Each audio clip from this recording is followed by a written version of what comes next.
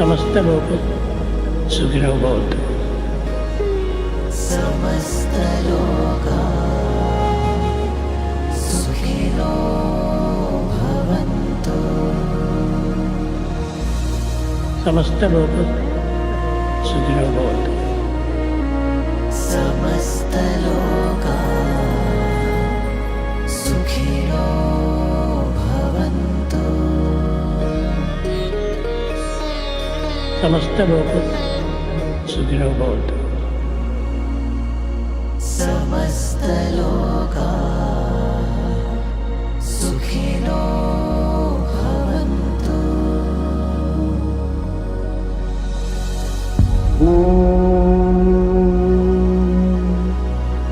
शांति शांति शांति।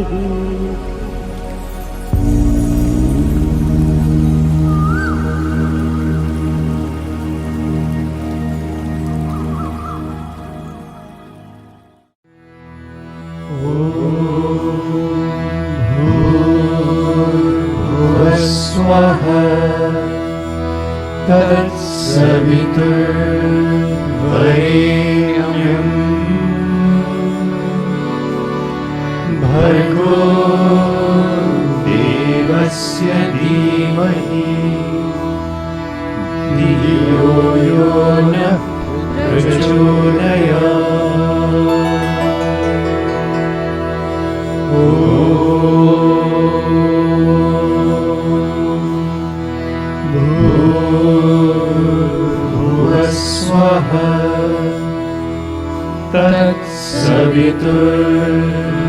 तत्सवितुर्वरेण्यं भर्गो देवस्य धीमहि धियो यो नः प्रचोदयात्।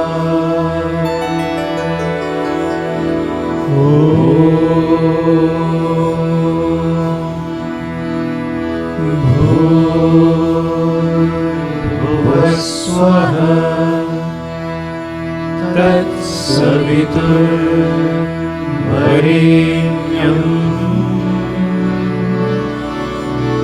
भर्गो देवस्य धीमहि धियो यो नः प्रचोदयात्।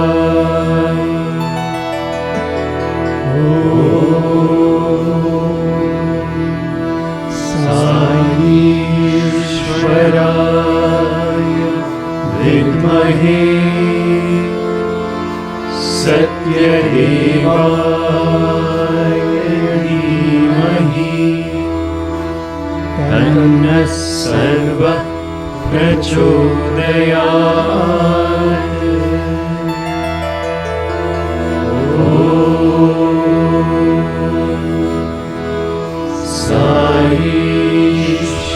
ईश्वराय विद्महे सत्यदेवाय धीमहि तन्नः सर्वः प्रचोदयात्।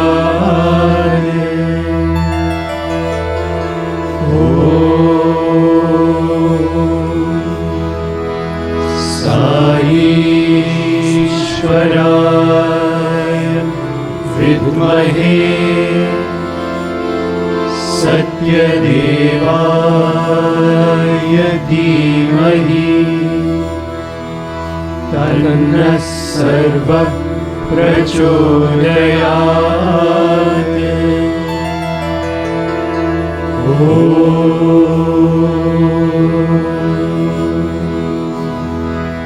शान्ति शान्ति शान्तिः।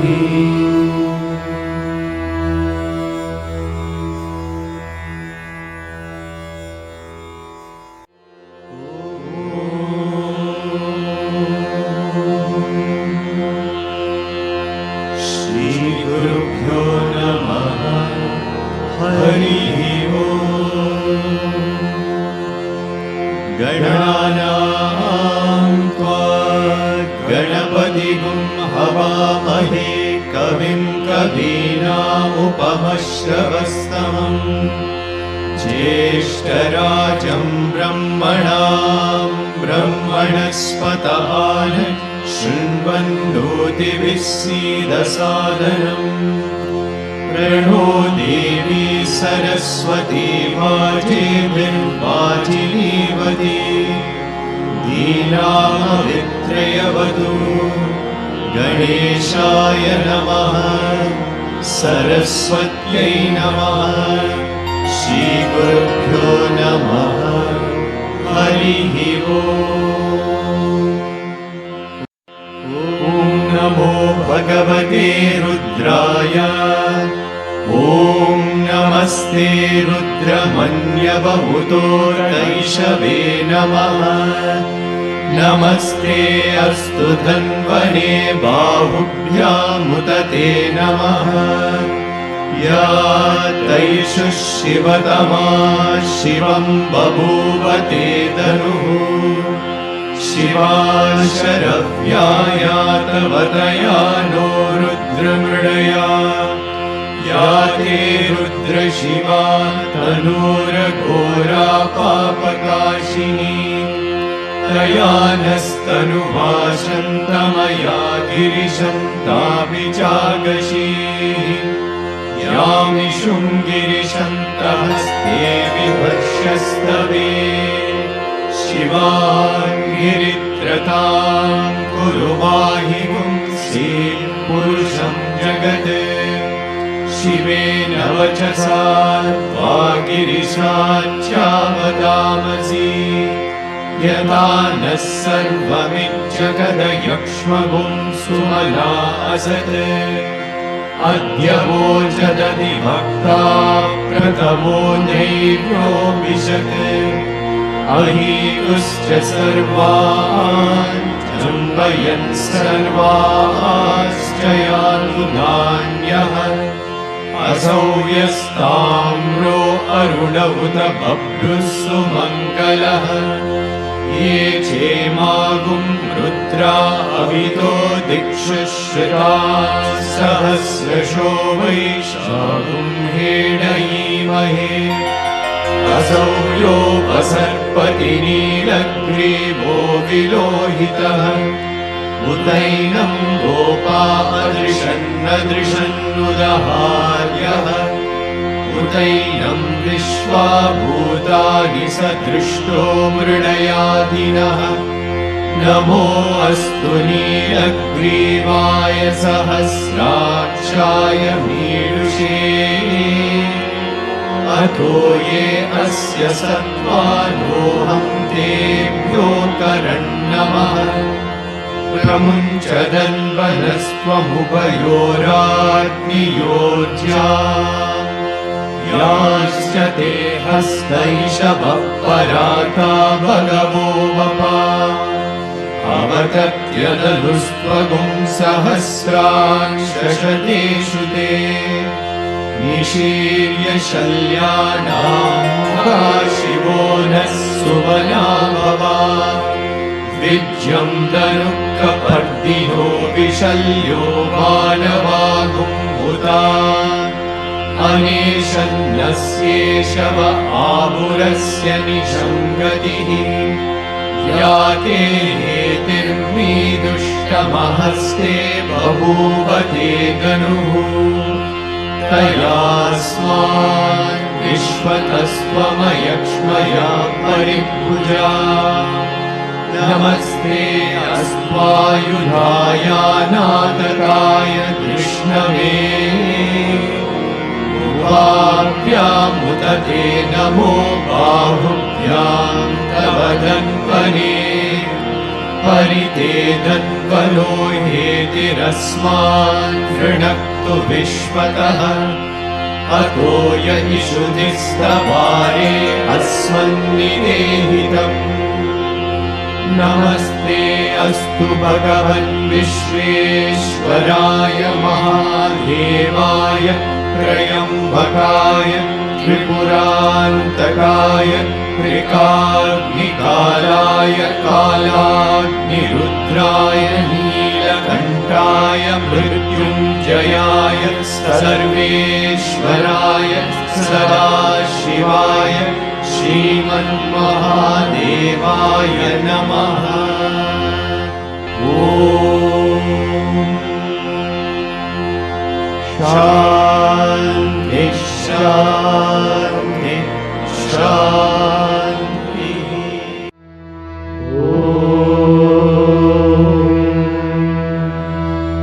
त्र्यम्बकं यजामहे सुगन्धिं पुष्टिवर्धनम् उर्वारुकमिव बन्धनान् मृत्योर्मुक्षीयमामृतात्।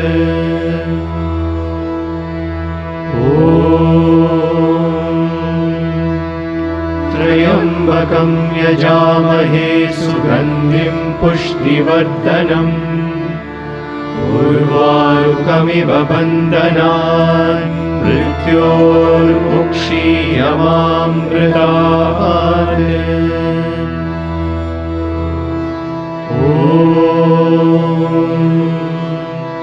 त्र्यम्बकं यजामहे सुगन्धिं पुष्टिवर्धनम् उर्वारुकमिव बन्धनान् मृत्योर्मुक्षीयमामृतात्।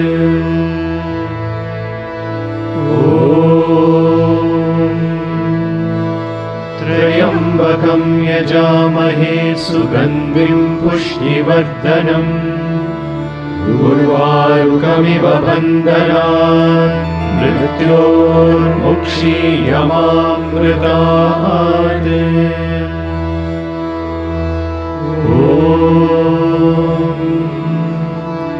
त्र्यम्बकं यजामहे सुगन्धिं पुष्टिवर्धनम् उर्वारुकमिव बन्धनान् मृत्योर्मुक्षीयमामृतात्।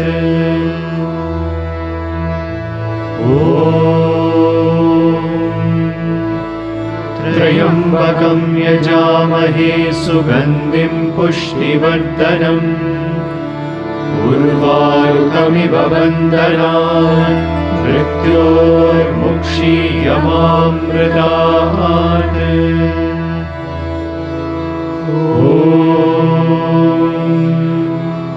त्र्यम्बकं यजामहे सुगन्धिं पुष्टिवर्धनम् उर्वारुकमिव बन्धनान् मृत्योर्मुक्षीयमामृतात्।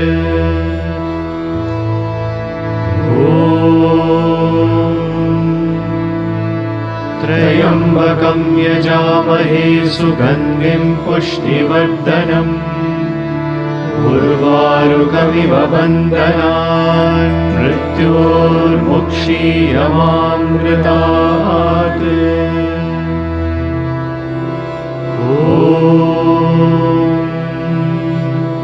त्र्यम्बकं यजामहे सुगन्धिं पुष्टिवर्धनम् उर्वारुकमिव बन्धनान् मृत्योर्मुक्षीयमामृतात्।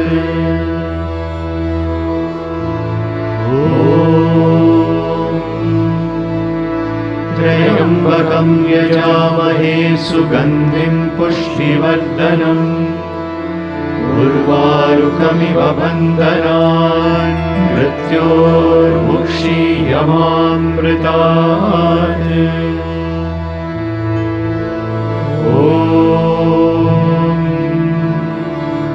त्र्यम्बकं यजामहे सुगन्धिं पुष्टिवर्धनम् उर्वारुकमिव बन्धनान् मृत्योर्मुक्षीयमामृतात्।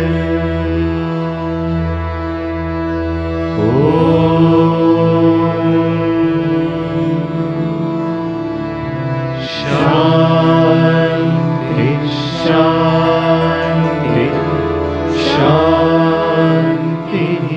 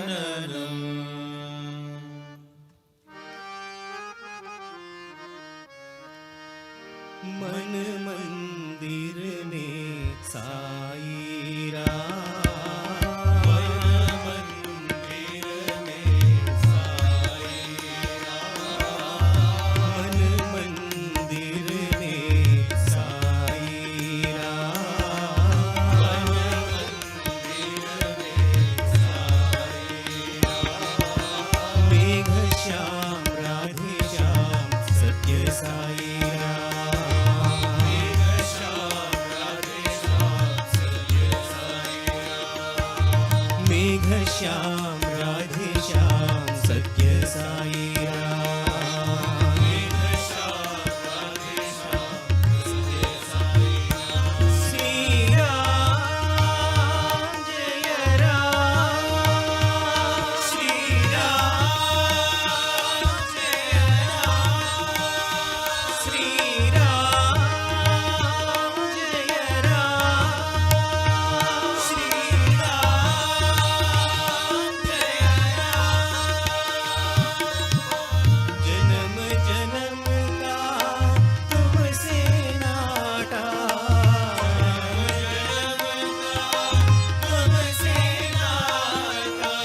जन्म जन्म का तुमसे नाता, जन्म जन्म का तुमसे नाता।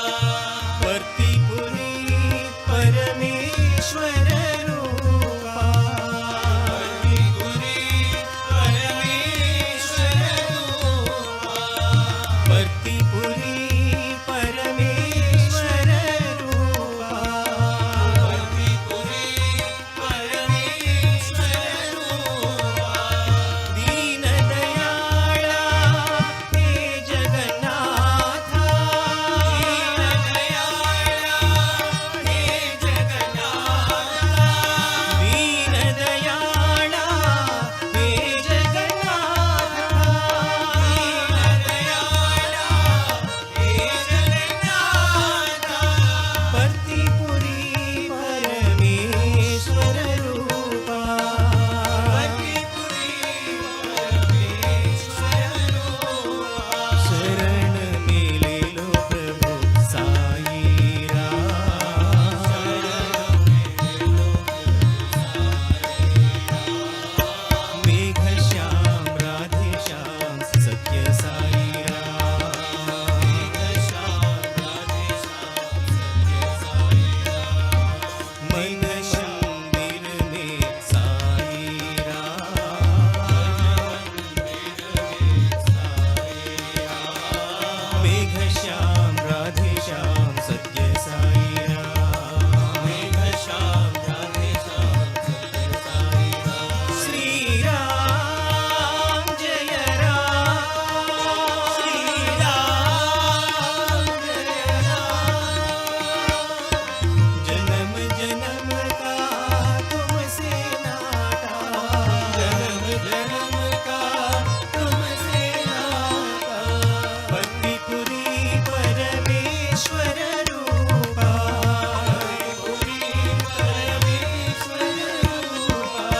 दीन दयाळा हे जगन्नाथा, दीन दयाळा हे जगन्नाथा, दीन दयाळा हे जगन्नाथा, दीन दयाळा हे जगन्नाथा। प्रतिपुरी परमेश्वर रूपा, प्रतिपुरी परमेश्वर रूपा। शरण मेलेलो प्रभु साई राम, मेलेलो प्रभु साई राम। मेघ श्याम राधे श्याम सत्य साई राम, मेघ श्याम राधे श्याम सत्य साई राम। मेघ श्याम राधे श्याम सत्य साई राम, मेघ श्याम राधे श्याम सत्य साई राम। मन मंदिर में साई राम।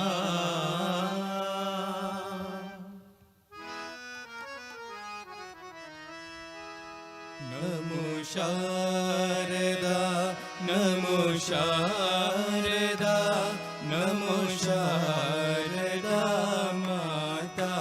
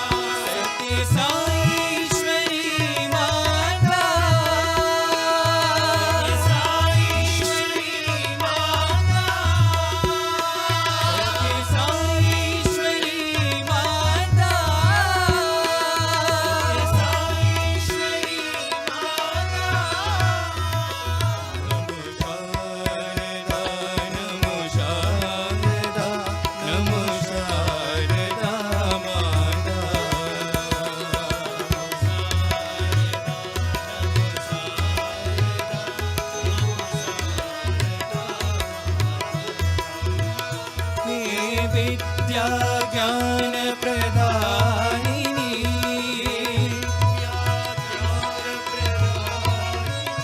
मां वीणा पुस्तकधारिणी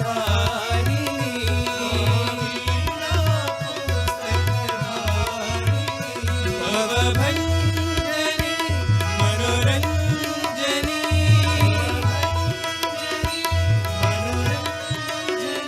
सत्य साईश्वरी माता सत्य साईश्वरी माता सत्य साईश्वरी सत्य साईश्वरी सत्य साईश्वरी माता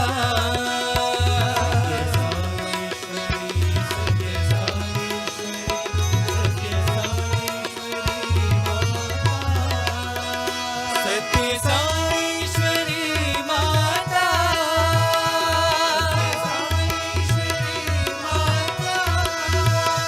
सत्य साईश्वरी माता साईश्वरी माता शारदा नमो शारदा नमो शारदा माता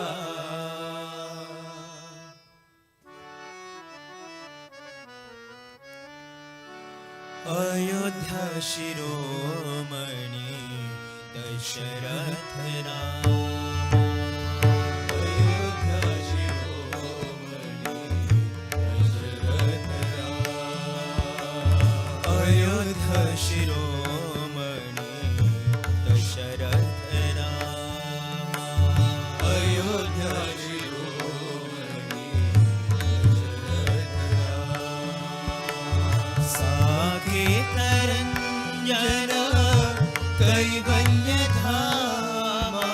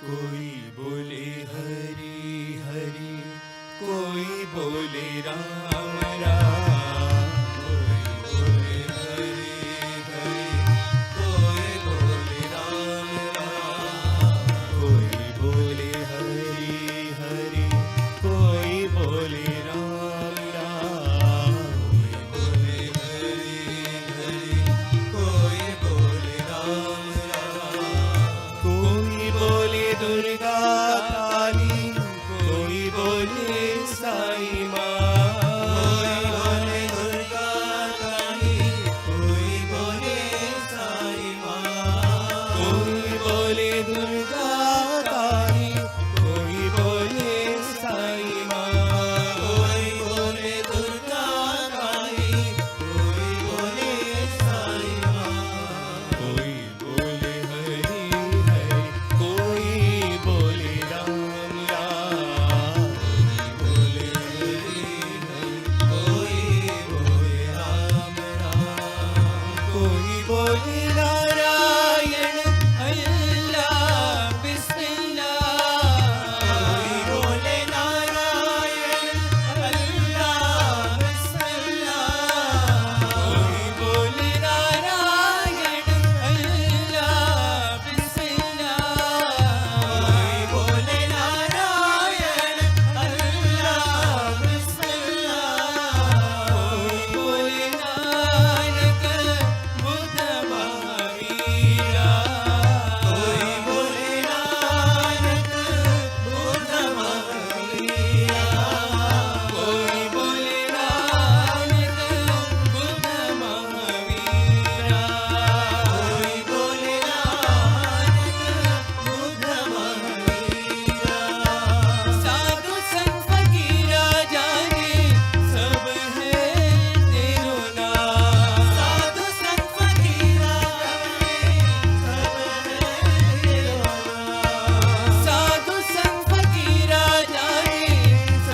है तेरो नाम, साधु संत फकीरा जाने सब है तेरो नाम, बोल मन अल्लाह मालिक, बोल मन साई राम, बोल मन अल्लाह मालिक, बोल मन साई राम, बोल बोल मन अल्लाह मालिक, बोल मन साई राम, बोल मन अल्लाह मालिक, बोल मन साई राम, कोई बोले हरि हरि, कोई बोले राम राम, कोई बोले हरि हरि, कोई बोले राम राम, कोई बोले दुर्गा काली, कोई बोले साई माँ, दुर्गा काली, कोई बोले साई माँ, कोई बोले हरि हरि, कोई बोले राम राम,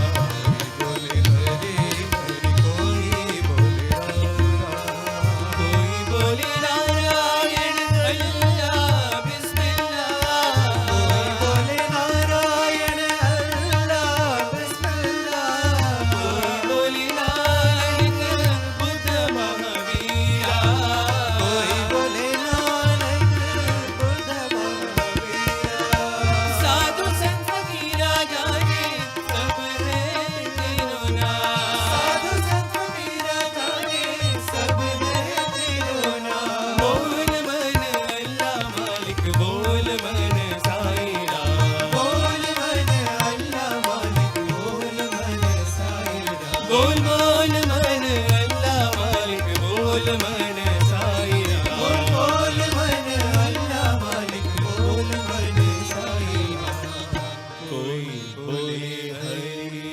हरि, कोई बोले राम राम,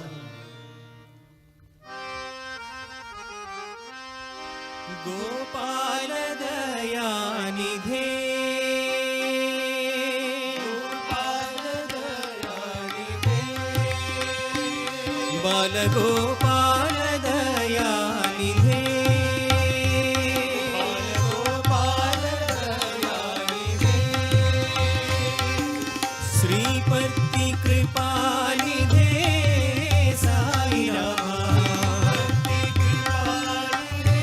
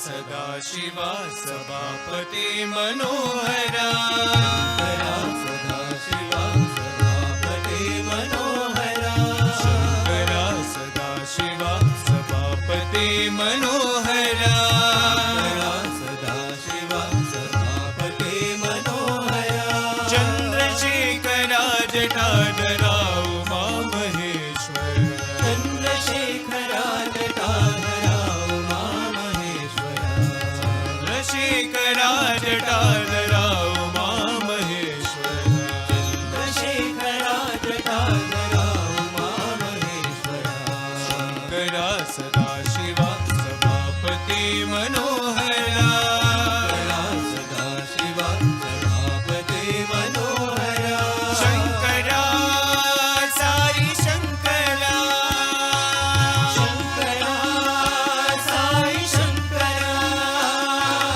शंकरा साई शंकरा शंकरा साई शंकरा ईश्वरा साई ईश्वरा ईश्वरा साई ईश्वरा ईश्वरा परमेश्वरा ईश्वरा परमेश्वरा चंद्रशेखरा जटाधरा उमा महेश्वरा चंद्रशेखरा जटाधरा उमा महेश्वरा चंद्रशेखरा जटाधरा उमा महेश्वरा चंद्रशेखरा जटाधरा उमा महेश्वरा शंकरा सदाशिवा सभापती मनोहरा सदाशिवा सभापती मनोहरा चंद्रशेखरा जटाधरा उमा महेश्वरा शंकरा जटाधरा उमा महेश्वरा शंकरा सदाशिवा सभापती मनोहरा शंकरा सदाशिवा सभापती मनोहरा शंकरा साई शंकरा शंकरा साई शंकरा शंकरा साई शंकरा शंकरा साई शंकरा ईश्वरा साई ईश्वरा साई ईश्वरा ईश्वरा परमेश्वरा ईश्वरा परमेश्वरा चंद्रशेखरा जटाधरा उमा महेश्वरा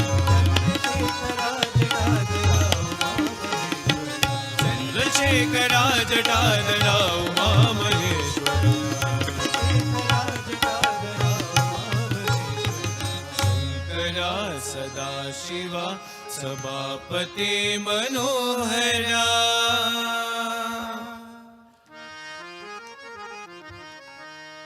सत्य साई पादाम्बुजं भज रे मानस निरन्तरम् सत्य साई पादाम्बुजं भज रे मानस निरन्तरम् सत्य साई पादाम्बुजं भज रे मानस निरन्तरम् सत्य साई पादाम्बुजं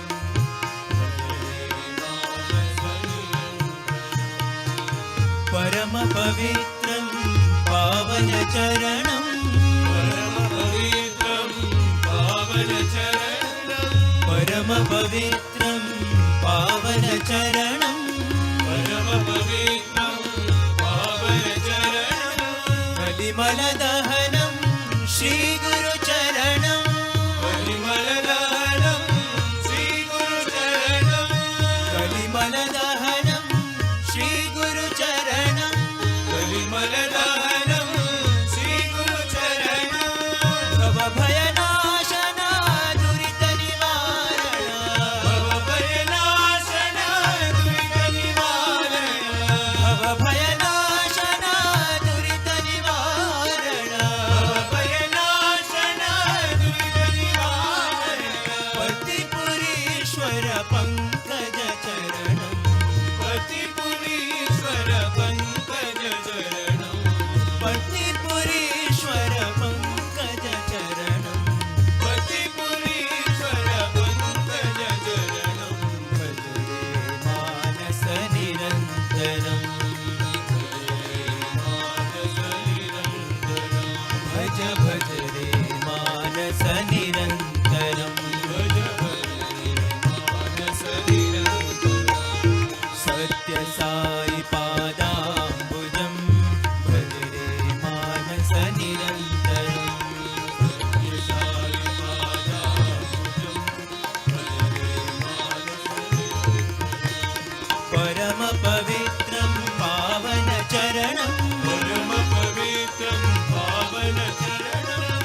कलिमलदहनं श्रीगुरुचरणं कलिमलदहनं श्रीगुरुचरणं भवभयनाशन दुरितनिवारण पतिपुरीश्वर पङ्कजचरणं पतिपुरीश्वर पङ्कजचरणं मानस निरन्तरं भज रे मानस निरन्तरं भज भज रे मानस निरन्तरं भज भज रे मानस निरन्तरं भज भज रे मानस निरन्तरं भज भज रे मानस निरन्तरं भज भज रे मानस निरन्तरं भज भज रे मानस निरन्तरं भज भज रे मानस निरन्तरं भज भज रे मानस निरन्तरं भज भज रे मानस निरन्तरं भज भज रे मानस निरन्तरं सत्य साई पादाम्बुजं भज रे मानस निरन्तरम् नटवर कृष्ण राधे नंदलाला नटवर कृष्ण राधे नंदलाला नटवर कृष्ण राधे नंदलाला नटवर कृष्ण राधे नंदलाला हरे हरे माधवा हरे गोपिका लोला हरे हरे माधवा हरे गोपिका लोला हरे हरे माधवा हरे गोपिका लोला हरे हरे माधवा हरे गोपिका लोला कृष्ण घन घन लीला कृष्ण गोकुल बाला कृष्ण घन घन लीला कृष्ण गोकुल बाला कृष्ण घन घन लीला कृष्ण गोकुल बाला कृष्ण घन घन लीला कृष्ण गोकुल बाला हरे हरे माधवा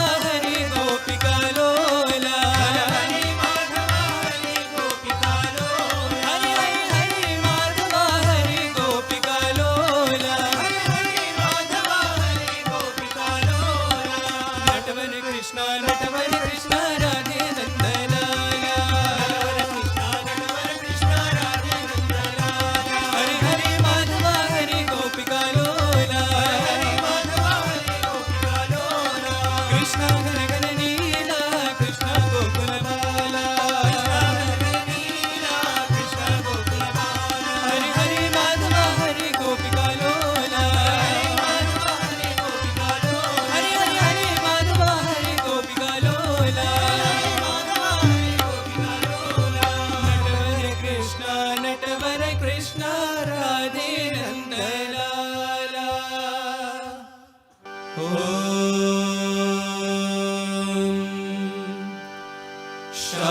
शांति शांति शांति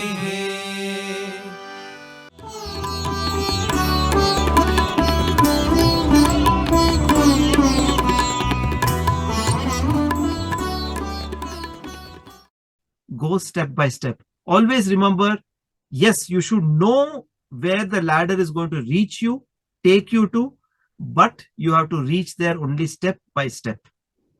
So one such step is karma, and we all know that karma marga is very important. Swami says that karma is very important because nobody can sit idle without doing karma, without doing action.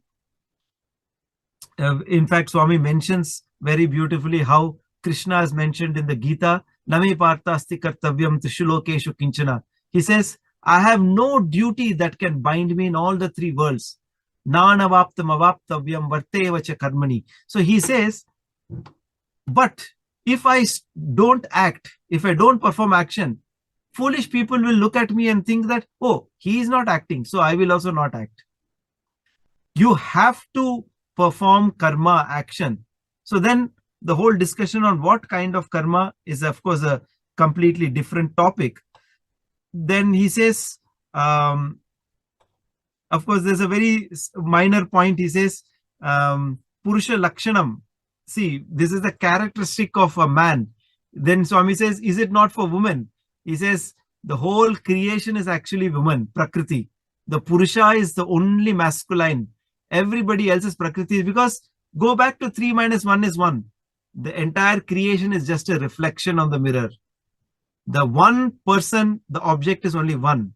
All of us are feminine. We are just reflections of the masculine, the one Purusha that is existing. So then Swami goes on in chapter 9. He says, he re-emphasizes this. He says that Shiva is Atma and Atma is Shiva. He is the only Purusha, and the entire creation, Prakriti, is a feminine aspect. And then Swami goes on to say, it's a very sweet portion where he says,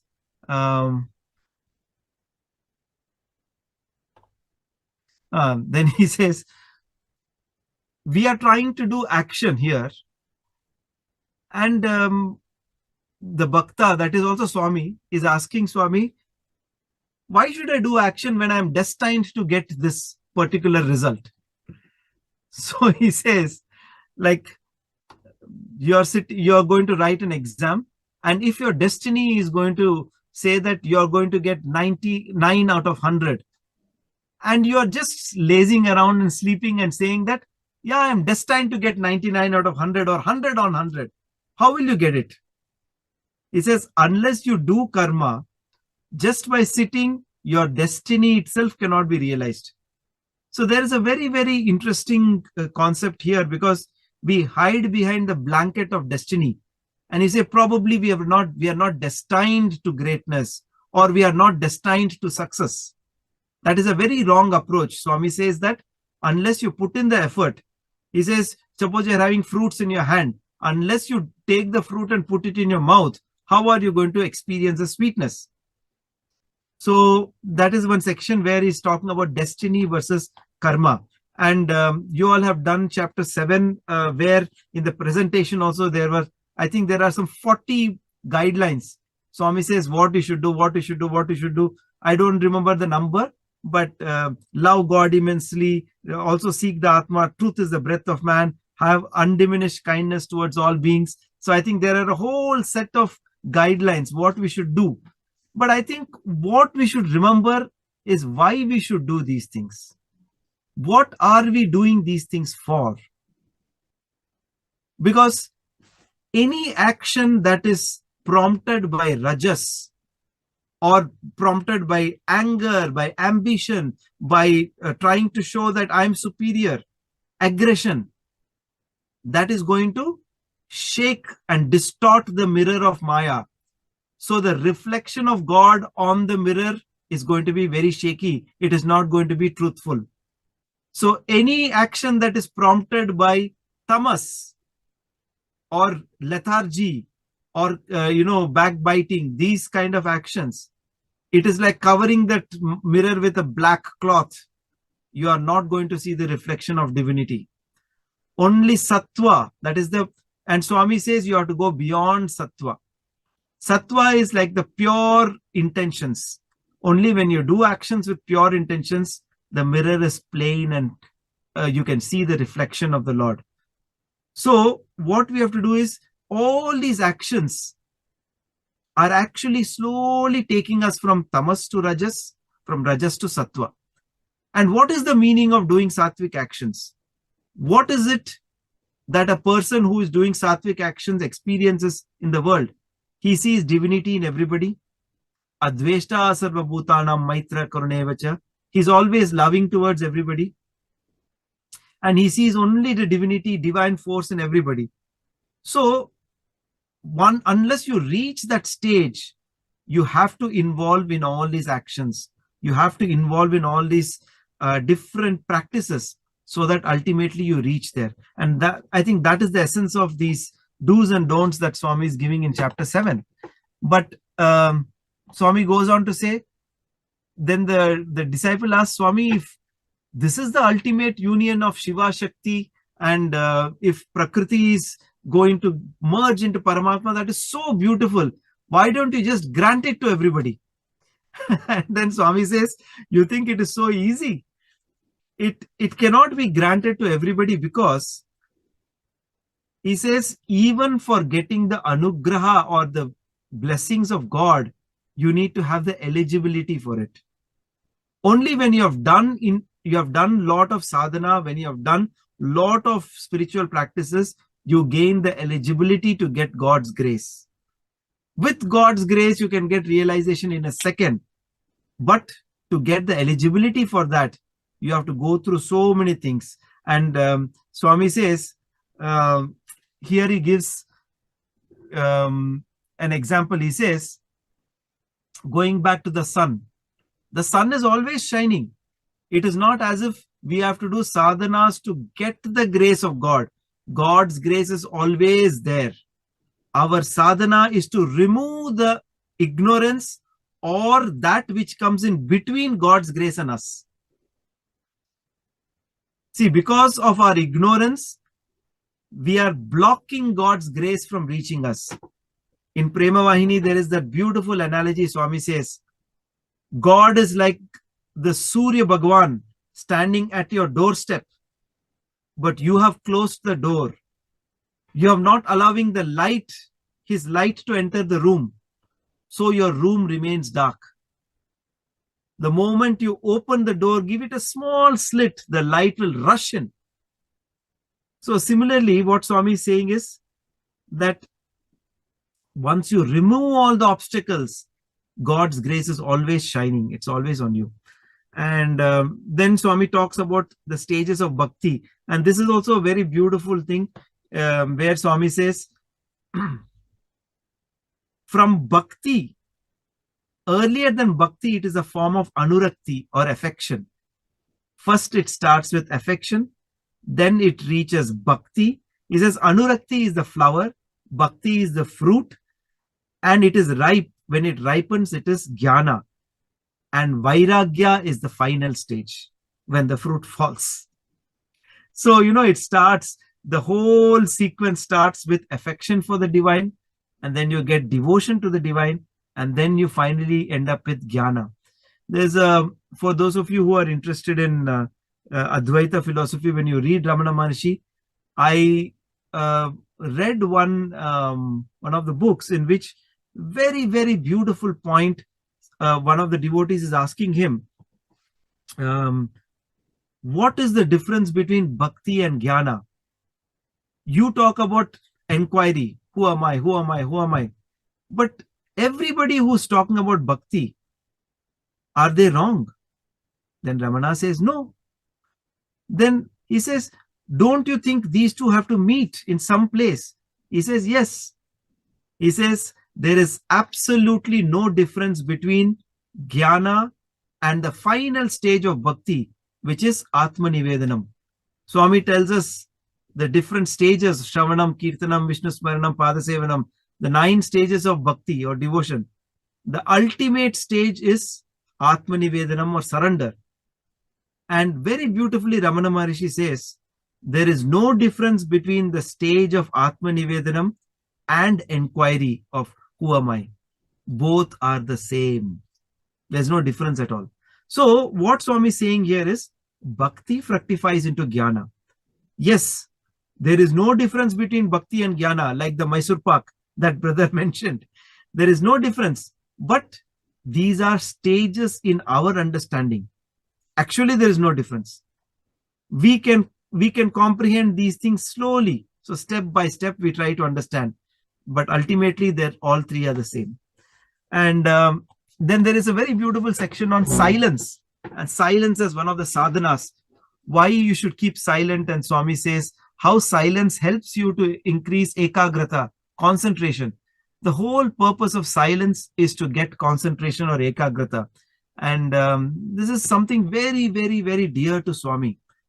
As students, when we were in Swami's college, he always said, who is a Sai student? A person who follows 2 things can be called a Sai student. One is talk less. And second is have less contacts. These were 2 things which Swami always repeatedly told us again and again, again and again. Talk less, have less contacts. He says, just because you're studying here, You may be a student of the university, but that doesn't make you a Sai student. If you have to be a Sai student, you have to have these two things. And anybody, anywhere in the world can be a Sai student if they follow these two things. Talk less, have less contacts. And I think silence is a very, very important spiritual practice. And Swami says, and he used to in fact explain to us, if you keep silence and if you keep maunam, you will get better concentration and you will get better marks in your exams because your concentration power increases. And when you are keeping silent, it automatically draws you into the state of dhyana or meditation. And in chapter 16, Swami has spoken so beautifully about dhyana. I'm sure when you have read it, it might have been very inspiring for all of you. What is dhyana? How you should do it? And for those of you, when you eventually read Dhyana Vahini, it's a very, very beautiful book. And Swami, in fact, says that chanting the name of the Lord and visualizing the form of the Lord is all that is needed in meditation. And this is a very, very unique approach to meditation, which you don't find everywhere. Swami is the one who has brought, in fact, there's this beautiful story which one of our brothers was narrating. When Swami was in Chennai, in Madras, in the 80s, so one of the brothers was sitting right in the front, and Swami was actually sitting in the chair and giving instructions for some of the prasadam boxes to be taken outside and distributed, etc. So this brother was holding Swami's feet and he was closing his eyes. Now, the moment Swami noticed this, Swami said, "Hey, kaiko sota hai? Why are you sleeping?" And then this boy didn't know what is. He opened his eyes, and then the warden came to his rescue. And the warden said, "Swami, no, Swami, he is meditating. This boy does a lot of meditation." Swami said, "No meditation, he's only sleeping." And then the boy was, he said, "Swami, please teach me what is meditation. I don't know what is meditation." See, this is the beauty of Bhagwan. He is in the midst of such a, active activity going on. People are taking the boxes from one side, they're taking saris, dhotis, everything, distribution is going on one side. And here is somebody asking Swami, "Swami, please tell me what is meditation." And on one side, Swami is giving instructions there, but on the other side, Swami looks at him, and the first question Swami asks, this is very, very important for all of us. Swami says, "Tumko is रूप में विश्वास है?" He asks, "Do you have faith in this form? Do you have faith in this form?" And the student says, "Yes, Swami, I have." He says, "Then you can meditate on this form." I mean, look at the level of humility of our Bhagwan. He is here giving us everything, but still he gives that element of choice to you. If you have some other form of God in your mind, you are free to worship that or meditate on that form. But if you have faith in this form of the Lord as Bhagwan Shri Sathya Sai Baba, you can meditate on that form. And then Swami says, meditation is very simple. Sit in a relaxed pose, chant Om, and then chant the name of the Lord. Slowly visualize the form of the Lord in the mind. Start with the hair, come to the forehead, come to the eyes, come to the bridge on the nose, come to the nose, come to the mouth, the smile, come to the beautiful chin of the Lord, and then directly come to his feet. So he says, "See, I have worn this robe for your sake because it becomes very easy for you to meditate on this form." Imagine if a person has to meditate on the form of Lord Shiva. This is what Swami told. He has to think of the moon, he has to think of Ganga, he has to think of the snake. He said, "Oh my God, I forgot the third eye. Let him go." He goes back again. He comes down to the snake and again he goes back to the third eye. Oh my God, is his eyes open or not open? Where are you going to focus on? What are you going to concentrate on? So Swami says, the reason I have come in this particular form is so that it is very easy for you to contemplate on and meditate upon. So that is what Swami is talking about in meditation here also. And Swami gives a very, very simple but very, very difficult instruction. Do not change the time of dhyana. That's a very, very interesting instruction, because the place may not be in our control. You may have to travel at times. You may have to go. You may not be able to sit in the same place all through your life. But come what may, you can maintain the time of dhyana or time of meditation. It's again in your hands. You can reschedule everything in your life if you think that that time is important for your meditation. If you think that that is priority number one, your whole life can revolve around that. And you can maintain that same time for dhyana or meditation. So Swami clearly says, don't change the time for dhyana or meditation. That's very important. And then, of course, I'm not going to get into the details of the three beautiful chapters where Swami is speaking about Mahabharata, Ramayana, and Bhagavatam. Because he says everything that is external is actually internal. This whole creation, which we see as an external manifestation, is actually within us.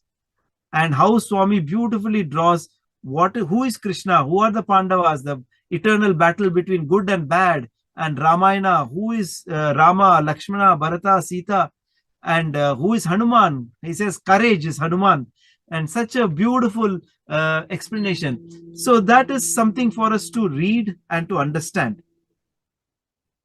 And to remember that Ramayana, Mahabharata, and Bhagavatam are going on in our lives every day of our lives. Then Swami says the Bhagavatam is slightly different. It is the Leela of the Lord, and it is directly based on the Atman. So the Bhagavatam is not like the Ramayana and Mahabharata. And then he says the Bhagavatam is gunas have a beginning and an end. So the Ramayana and Mahabharata are itihasas, they are events. They are speaking about events in the life of avatars. But Bhagavatam is based on the endless, beginningless and endless Atman. So he says there is no beginning and no end for Bhagavatam. And that is so true, because today the Sai Bhagavatam continues, and it is going to continue forever. The Lord Krishna's Bhagavatam, what we have read about, it continues to this day. There is no beginning for Bhagavatam, there is no end for Bhagavatam. Bhagavatam always continues. So that's what Swami is saying here. And then I'm not going into, because of lack of time, I'm not going into the details of who a true guru is. That is straightforward reading. Swami is talking about it in the chapter 15, where he's talking about who a guru is. Basically, Swami says a true guru is one who focuses only on the spiritual growth of his disciple or student or devotee. Nothing else matters to the guru. And then this discussion comes about as to, Swami, if the guru has to run an ashram, what happens? Swami says the guru should be focused only on the spiritual growth of his disciples. Automatically, the disciples and the devotees will come forward and do what is necessary for the ashram. And there should be no mention about money. So these are things very clearly Swami has brought out. And he says, if anybody in the says I'm a guru and asks for money, first you run away from that place. He says, don't go to such a person, because there are certain things which cannot be compromised. I mean, Prasanthi Nilayam and Swami's organization is the only place where you can go free of cost for darshan, you can go free of cost for bhajan, you can go free of cost for a pravachan, you can go freely and listen to Bhagavan's discourses. Everything is given free. Everywhere else, you have to pay money for it. The highest wisdom is given to you in the simplest of terms. But we don't value it because we are not paying for it. So that is the game that the mind plays on us. But Swami says a true guru should never, bend towards charging money or worry about anything else except the spiritual growth of the disciple. So that is the section on gurus. And then Swami also says, who is a true sannyasi? A sannyasi is not the one who is wearing an ochre robe. He says the person who has given up all desires is a true sannyasi. And then there is this whole very technical portion in chapter 11 about the obstructions of past, present, and future. The Swami says Bhuta Pratibandha, then Vartamana Pratibandha, and Bhavi Pratibandha.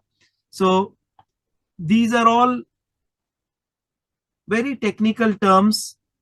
These are the difficulties that the sadhaka faces on his path.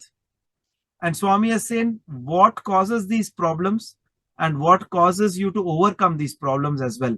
I think that is something you have to read and you have to assimilate and you'll have to ponder upon, because each of them we can talk for hours on. Like for example, if you say Bhuta Pratibandha, that is Swami saying obstructions from the past. He says that is associated with the name and the form. See, we have a preconceived name and form. So you associate a person with that name and form. But that is actually false. Because that person is not that name, he does not have that form. Who he is actually the Atman. He does not have a name. So, these are all obstructions. The mind comes up with these obstructions. And because of that, we are not able to see the truth. So I'm not getting into the details of that, because that is a full discussion in itself. But I'll just conclude with what Swami says about a jnani. Because we have done what is karma marga, we have done what is bhakti marga, how bhakti fructifies into jnana. And I would like to conclude with what Swami says about a jnani. He says, for a jnani, how does a jnani see the world? Before that, he says, eligibility for jnana. Swami says, not all can go into this path of inquiry, because it is very, very subtle, and you need to have absolute peace, and you need to be absolutely truthful, because if you are not truthful with yourself, you can never go on the path of inquiry, because the first question is, who am I? And you have to sit and ponder on that deeper and deeper. And unless your mind is purified, Chitta Shuddhi is there, it is going to give you only distorted images. The mind will give you distorted images and you think this is reality, which it is not. So Swami says this path is not for all. Only those whose Chitta has become ripe, it is possible for them to go on the path of jnana. And then he says, those who have equipped themselves, in the chapter 10, he says, those who have equipped themselves with the sadhana chatushchaya, that is the 4 means of practice, that is viveka, vairagya, sat sampati, and mumukshatvam. So these are again technical terms. Viveka is discrimination, vairagya is detachment, shat sampati is the 6 virtues, that is dhamma, sama, titiksha, uparati, and shraddha, samadhana. These are the 6 forms of the Shat Sampati. And Mumukshatvam. Mumukshatvam is the burning passion for realization or for liberation. So he said that Mumukshatvam, that should be burning in you. Nothing else. No movie, no going to the mall, no shopping, nothing, no serial on Netflix or Amazon Prime, or going out and hanging with friends. Nothing should be as enticing or as interesting to you as this pursuit of liberation and this pursuit of self-realization. Are we really that interested in this path? I think that is the question that we have to honestly ask ourselves. And like Ramakrishna Paramahamsa said, if you are actually seriously interested, there is nothing that can stop you. Do you crave for God with the same intensity that a drowning man craves for a breath of fresh air? So if a man is drowning in the ocean, the way he's clamoring and is craving for air, do you crave for God? No. we are often satisfied with the distractions that the world gives us. I'm so happy when I wear a new dress. I'm so happy when I wear a new ornament. And I'm so happy when 10 people tell my post on Instagram is the best post ever. And I'm so happy when somebody praises me on social media. It is such a false world that we are living in. And so Swami says this mumukshatvam is very important. Unless there is this burning passion that nothing, there's a very, very interesting talk, if you want to see, given by Swami Sarvapriyananda. He is giving a talk to college students in IIT Kanpur. And there he gives the meaning of the word decision. So he asks a question. What time do you wake up in the morning?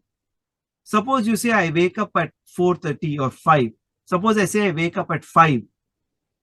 What does it actually mean? You say, I have decided to wake up at 5 in the morning.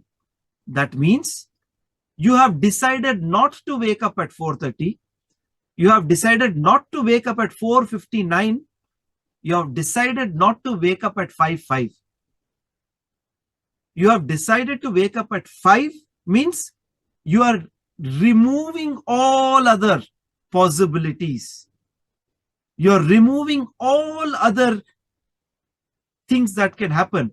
So when you say mumukshatvam, I am keen on this path, you are removing everything else.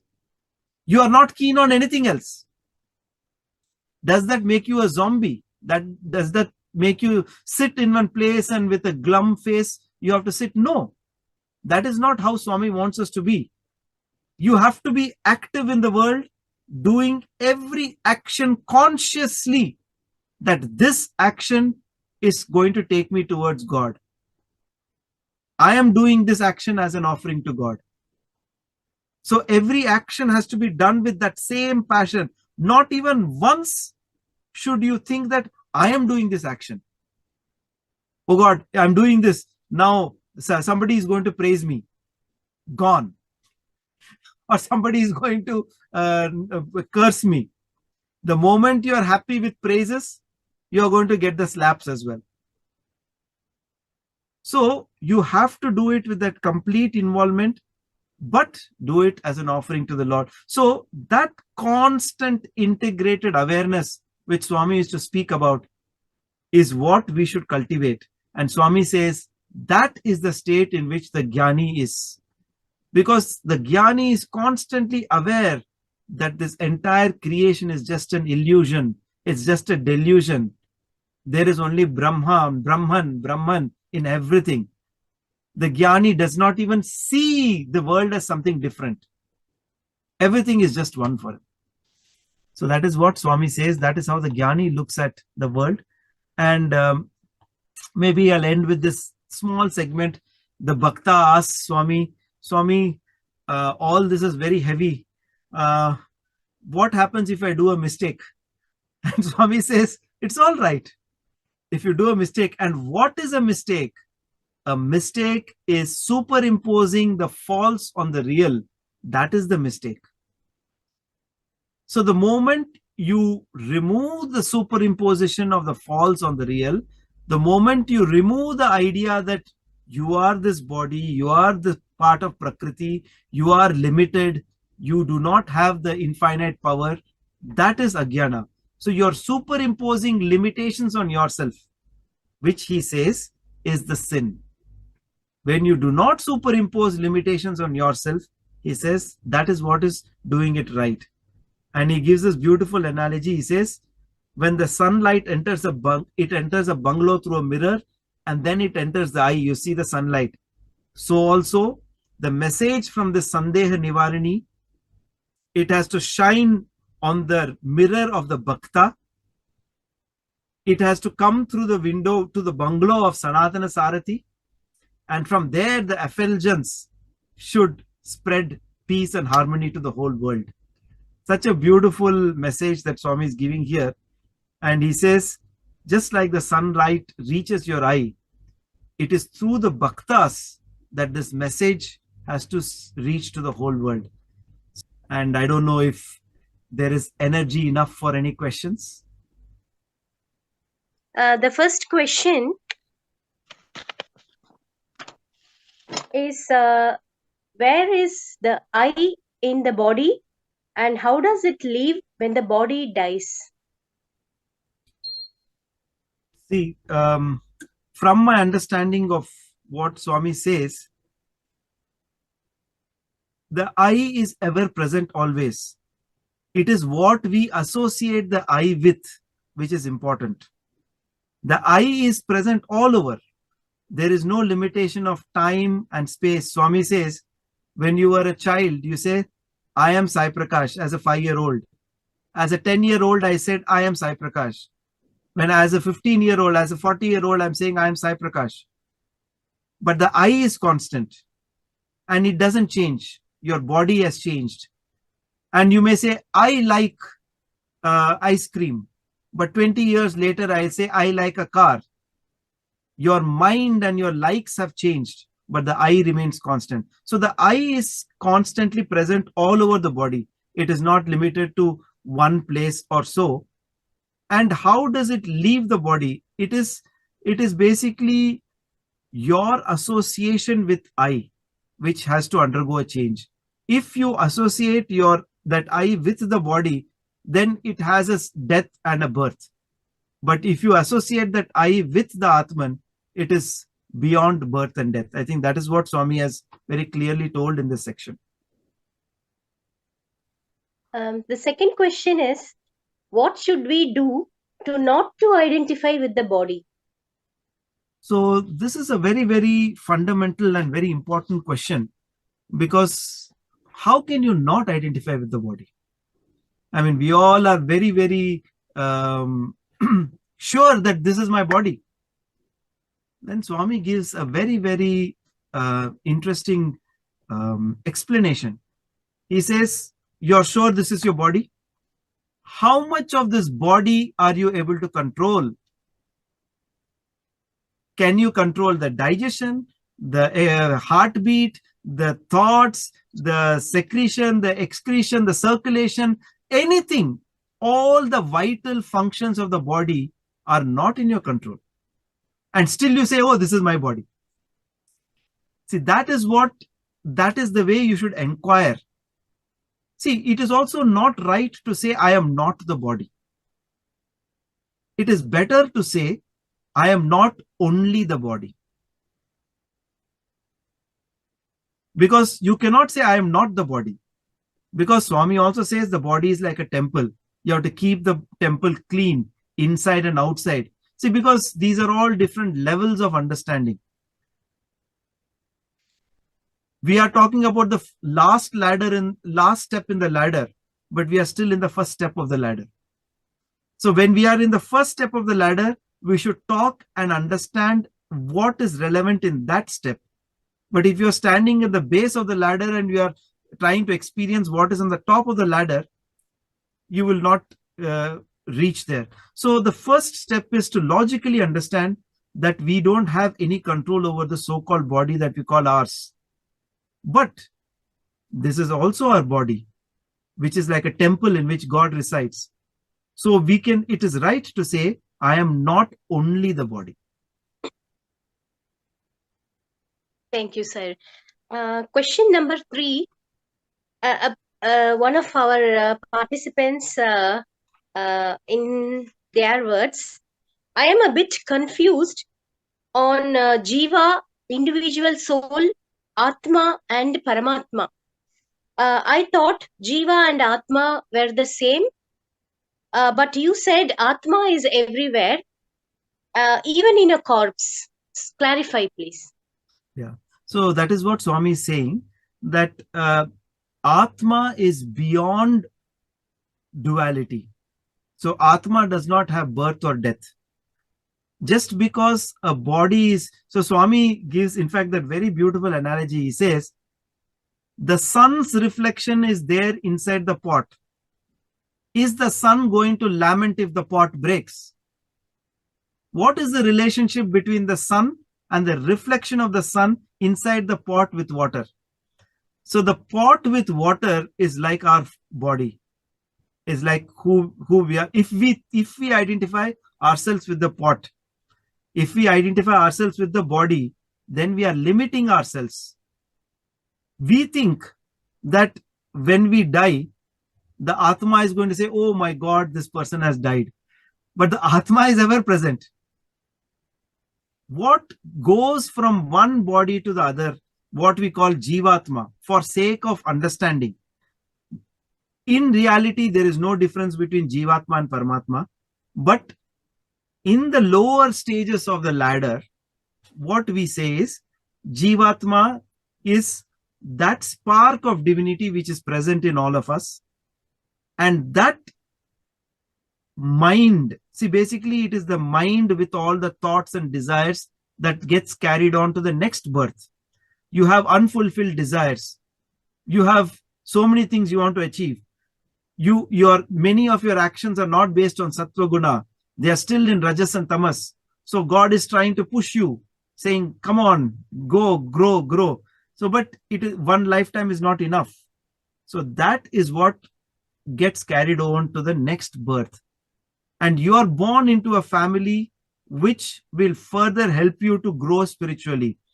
It could probably be a very well-to-do family, or it could be a family in which there are no means. Whatever is good for the growth of your particular soul, that is what God will give you. So that is another reason why we should not look down upon anybody. We should not look up onto anybody.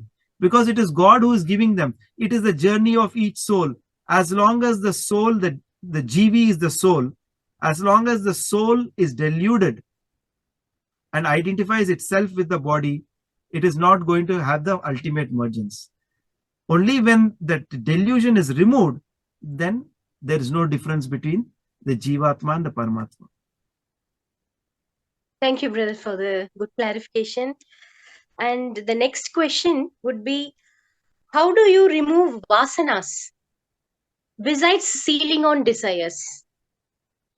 See, vasanas are basically tendencies. Vasanas are tendencies. Generally, these tendencies are what are carried on from your previous birth, like we just spoke. Tendencies means what? Unfulfilled desires.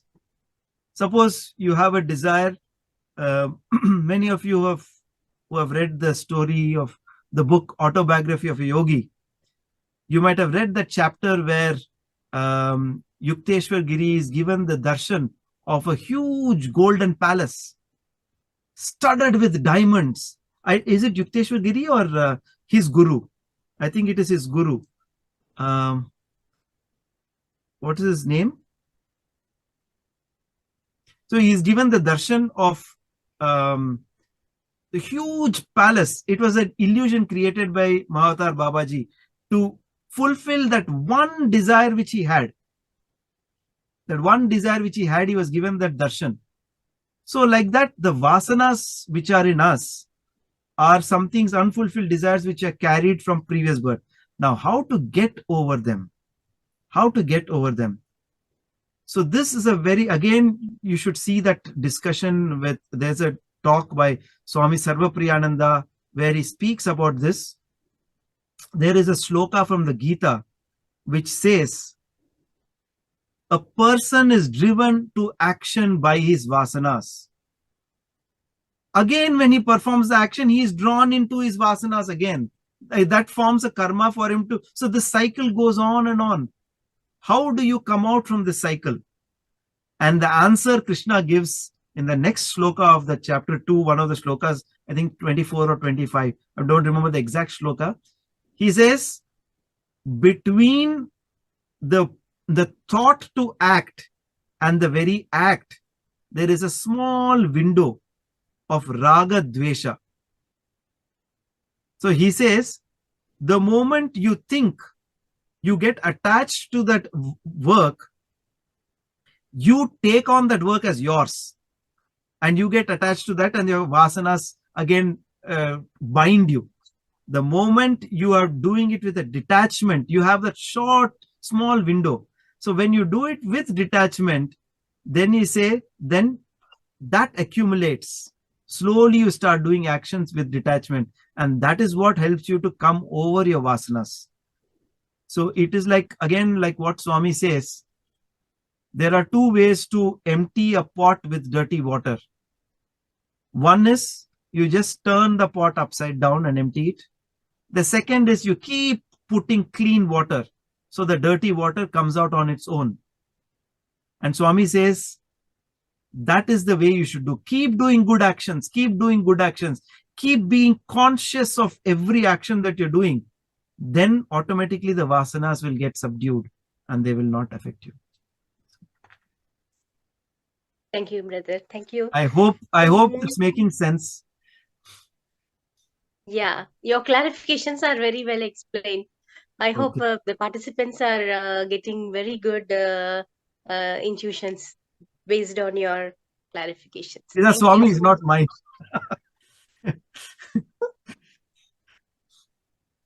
The next question is, what is chitta? Is it mind or heart? Because in many situations we heard the translator saying heart, another says mind. So there is, see, I think there is a difference between chitta and chittam, if I am not mistaken. But chitta is, see, there are two chitta. Satchit Ananda is different. That is a different connotation. Sat is truth, Chit is awareness, and Ananda is bliss.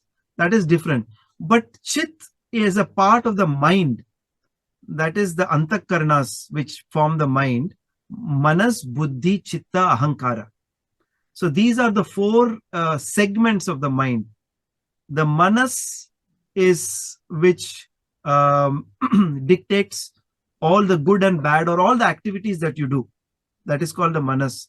Buddhi is the power of discrimination.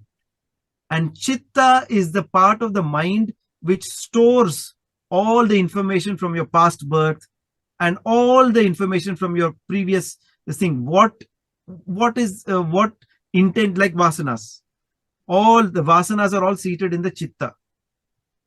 Ahankara is ego. And Swami says Ahankara or ego is very, very subtle. It's subtler than the mind and subtler than Buddhi as well. So Mano, Buddhi, Chitta, Ahankara. Thank you, brother. Thank you so much. The next question is, we have to do sadhana to understand everything. So do we need to read all the Vahinis? See, it is better than reading all the Vahinis. There is a very, I think Swami has mentioned it in one of these chapters as well. You're going to a mango orchard. Is it important for you to know how many trees are there, how many branches are there, how many fruits are there, and what age group the trees are? Or is it important for you to pluck a mango and enjoy the mango? So I think putting it into practice, starting with one Vahini, starting with one chapter, starting with one thought, one concept is itself a big step. I'm sure all of you know that story where Swami says how following one thing right is enough and automatically everything else follows. So that story of how a thief meets a sage. So what happens is, should I narrate the story? Do we have time for it? Very briefly. Yes, please go ahead. Yes. Okay, very please go ahead. briefly. So there was a thief who comes and meets a sage, and he says, the sage says, see, don't you know that stealing is not right? And he says, but what to do? I've been so used to it. I cannot give it up. Then the sage says, okay, if you cannot give it up, take one value and follow it. What would you like to follow? He says, I'll follow speaking the truth. And so what happens is he goes to the palace to rob the palace that night. And there is another robber who comes. And they both go in and they rob the diamonds. So he goes into the treasury and there are 3 diamonds. And he says, we are only 2 of us. How will we split the 3rd diamond? So I will leave 1 diamond here for the king and he will take 2 diamonds. He takes one and he gives one to the other thief. And the thief asks him, where do you live? Now he cannot speak lies. He has told the sage he will speak the truth. So promptly he gives his entire GPS and he gives him the Google map link and everything to the other thief.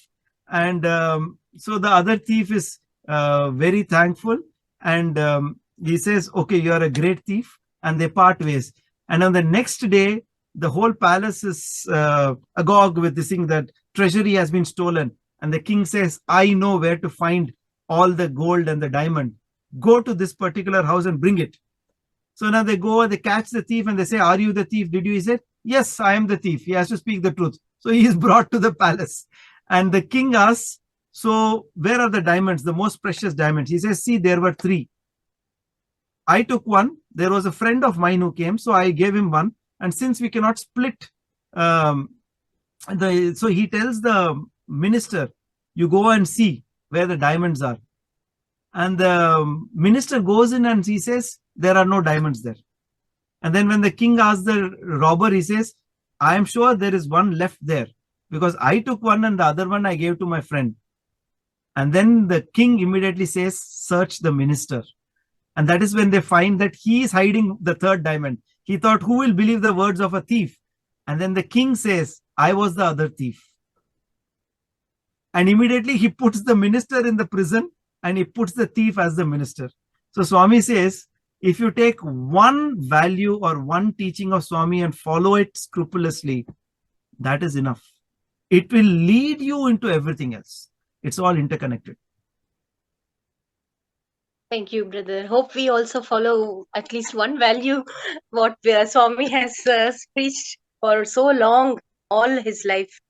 The next question, the question is from our brother Krishna.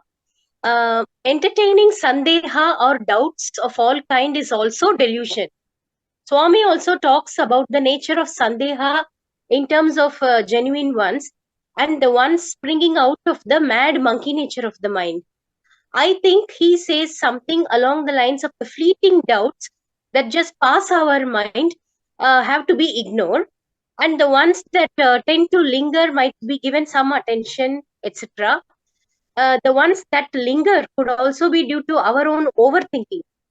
What's your take on and understanding of Sandeha or doubts? Sometimes doubts overpower conviction and it becomes difficult to filter the doubts. So just let us know your understanding of this Sandeha on Sandeha. See, first of all, the very powerful mantra that Swami says, Samshayatma Vinashyati. So he says, the moment you have a doubt, you are bound to perish. You cannot have doubts. But does that mean that we cannot have any questions? See, questions is different from doubts. You can have a lot of questions. You cannot have doubts. I think there is a subtle difference there. Doubt is lack of faith. A question is lack of knowledge. So you can have a question. You want to know more. So the attitude in which that question is asked is very important. See, what is it that you want to gain when you're asking this question? Are you trying to question the knowledge of the Guru? Or are you genuinely wanting to learn? So see, all this, and it is the mind that keeps playing these games. So when you get a certain question in your mind, there are certain questions which are answered only through silence. Only when you're absolutely silent, you can, the intuition will give you the answer. There are certain answers you may get by reading a book, or you may get by conversation with somebody. For example, if you look at the life of Ramana Maharishi, the most powerful question, who am I? Where did he get this answer from? Did he sit and read all the books? He just sat in silence. Ultimately, that is the most important question. Who am I? So that question you can get answered to only in silence. Then what to talk about any other question or any other doubt? So in silence, you get a lot of answers. And I think it is all right to say that you pray to the Lord. He will answer your questions in so many different ways. Don't limit him. Don't say that Swami has to come in my dream and tell, only then I will take it as a right answer. Swami has to come as my friend and then tell, I have to open Satyam Sundaram and I have to find the answer there. I have to see Sathya Sai speaks. There are all this regular methods. Nowadays, we have got Swami Answer app. So I will go into the app and he will answer. Yes, he can answer through these ways also, but he can answer through many other ways. He can answer. So don't limit him how he should answer your question. To first of all, see whether the question is genuine, whether that question is important for you to grow spiritually. If it is just a gimmicky question, like suppose I'm just trying to say some question, some doubt whether so and so, which car that person uses, in what way is it relevant? Is that going to help you on your spiritual path? Then those kind of questions, pray to the Lord and he will give answers.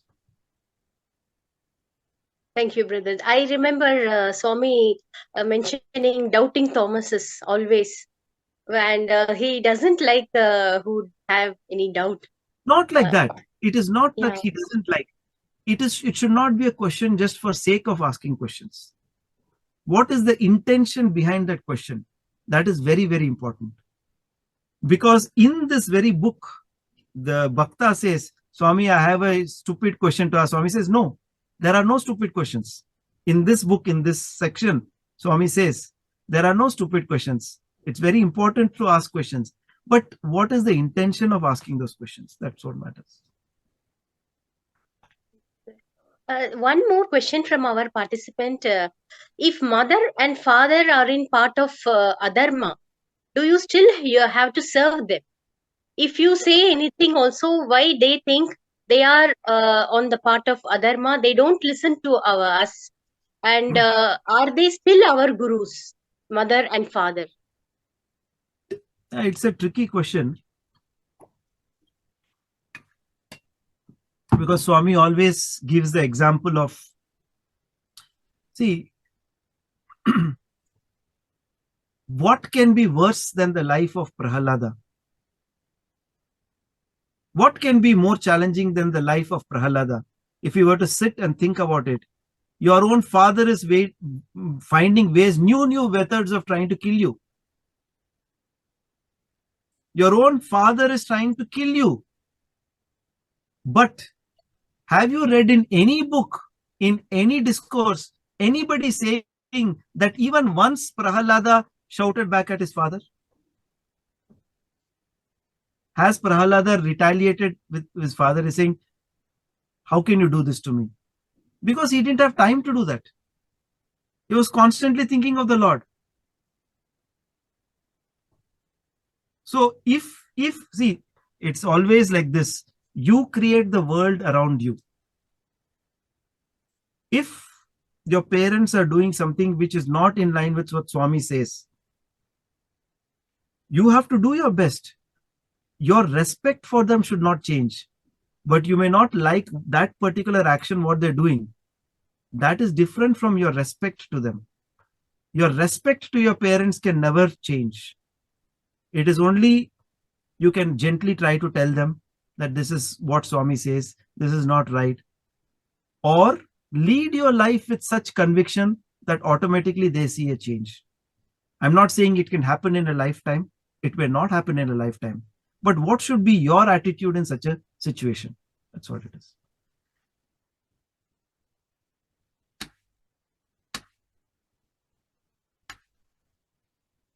Everybody is realized now? All questions are over. The mind is silenced forever. Brother, Sai Ram, do you have like a couple of minutes? Because I mentioned the story in the introduction, because I was preparing for an introduction and I chanced upon this story about you playing sitar and Swami singing along. Do you mind? Yeah, saying actually, that?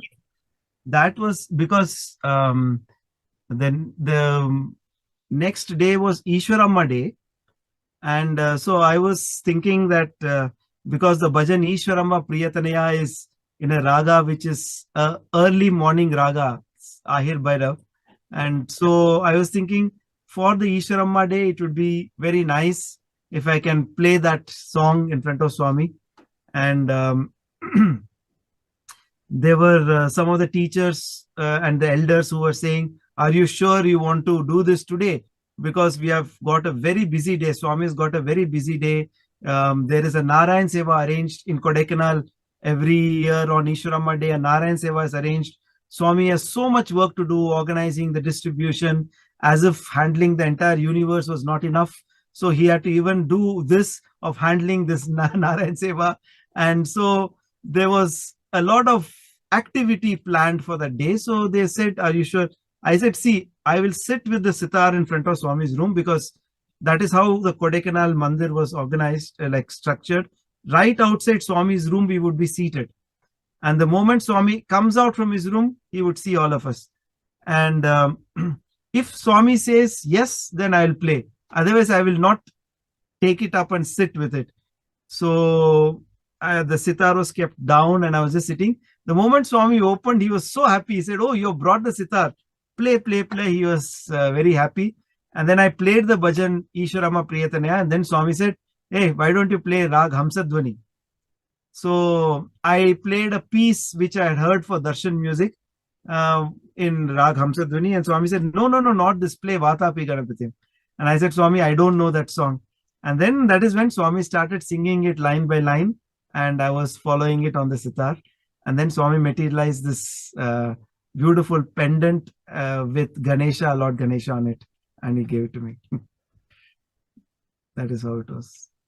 Beautiful, beautiful. And you lost the bead or something, and then you got it. So the pendant came with a bead hanging below it. And one of those years when, because there was so much of work in the mandir, I could not practice sitar regularly. Suddenly that bead was missing. And I searched everywhere at home. It was just not found. Then I thought it's gone. Then after probably a few months, I don't remember now how many months and all, or a year, almost a year, I didn't touch sitar. So it was not. And then when I started practicing again, suddenly one day it was found in the kumkum box at home. The puja, there is no way I would have gone and opened the kumkum box and kept the bead inside it, but it was found there. And so I realized that it is got to do with my sitar practice. So still trying to practice once regularly, but sometimes I fail in that. Om Jai Jagadish Hare Swami Sathya Sai Hare Bhakta Jana Samrashaka Bhakta Jana Samrashaka Bhakti Maheshwara Om Jai Jagadish Hare Shashi Bhagana Shri Kara Sarva Pranapade Swami Sarva Pranapade Ashrita Kalpaladika Ashrita Kalpaladika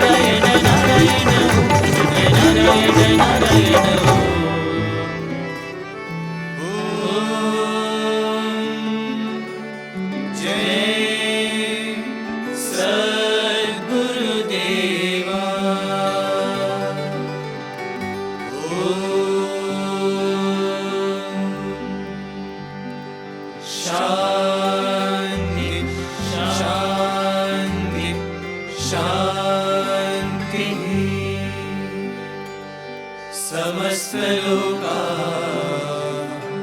सुखिनो भवन्तु समस्तलोका सुखिनो भवन्तु समस्तलोका सुखिनो भवन्तु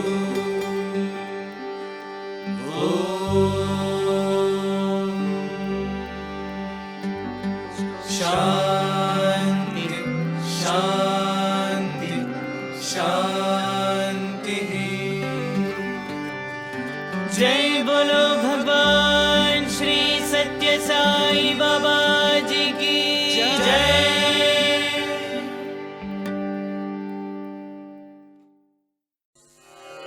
ॐ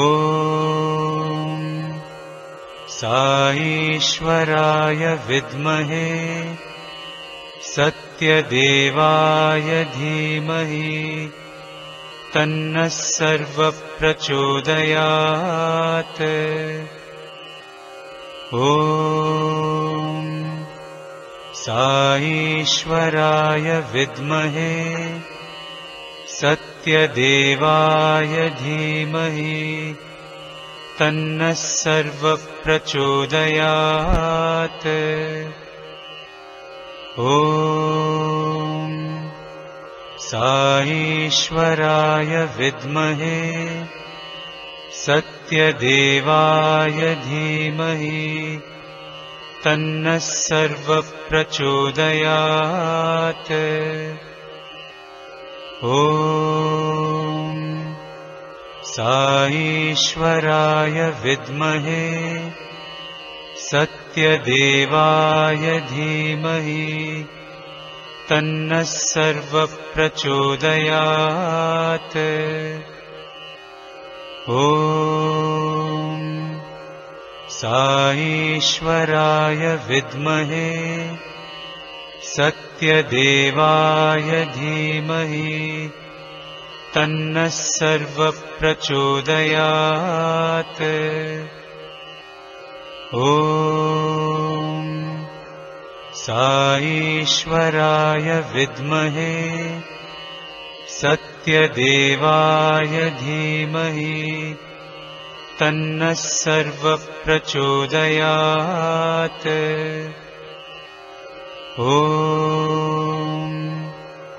साईश्वराय विद्महे सत्यदेवाय धीमहि तन्नः सर्वः प्रचोदयात्।